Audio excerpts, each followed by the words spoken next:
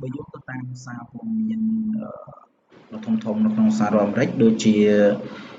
Washington Post លោកប្រធានាធិបតី Donald Trump ត្រូវបានខ្មាន់កាំភ្លើង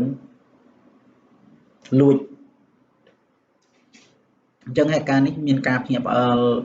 មួយកើតឡើងនៅក្នុងពិធីជប់លៀងដ៏ធំរបស់ White House Correspondent Association នៅទីក្រុង Washington DC ភ្នាក់ងារសន្តិសុខដ៏សម្ងាត់បានធ្វើអន្តរាគមន៍យ៉ាងឆាប់រហ័សដឹកនាំឬក៏ជំនះលោក Donald Trump ចាញ់ពីតុរបស់គាត់មិនត្រឹមតែប៉ុណ្ណោះមន្ត្រីជាន់ខ្ពស់នៅក្នុងរដ្ឋាភិបាលCabinet Secretary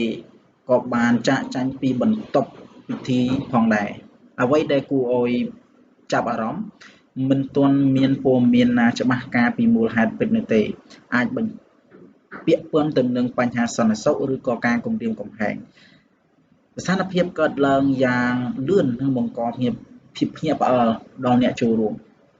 ស្របឲ្យខ្លីមកពិធីជប់លៀងធំត្រូវបានរំខានក្រោយភ្នាក់ងារសន្តិសុខដឹកនាំលោកត្រាំចាញ់ភ្លាមហើយបង្ហាញពីការហានិភ័យដល់សន្តិសុខរបស់គាត់បើយោងទៅតាមអាជ្ញាធរអាមេរិកបានបញ្ជាក់អត្តសញ្ញាណជនសង្ស័យក្នុងករណីបាញ់ប្រហារនៅពិធី White House Correspondent Dinner ហើយជនសង្ស័យគឺជាបុរសវ័យ31ឆ្នាំមកពីទីក្រុង Tucson ក្នុងរដ្ឋ California បុគ្គលនោះគេជឿថាជាអ្នកបាញ់ប្រហារត្រូវបានចាប់ខ្លួនរួចហើយ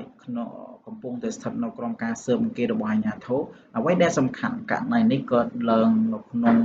ព្រឹត្តិការណ៍ធំមួយដែលមានមន្ត្រីជាន់ខ្ពស់និងអ្នកសារព័ត៌មាន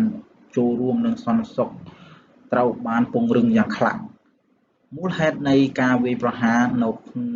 មិនទាន់បានបញ្ជាក់ច្បាស់នៅឡើយសរុបឲ្យខ្លីមកបុរសវ័យ30ឆ្នាំមកពីរដ្ឋ California ត្រូវបានសង្ស័យថាជាអ្នកបាញ់ប្រហារនៅពិធី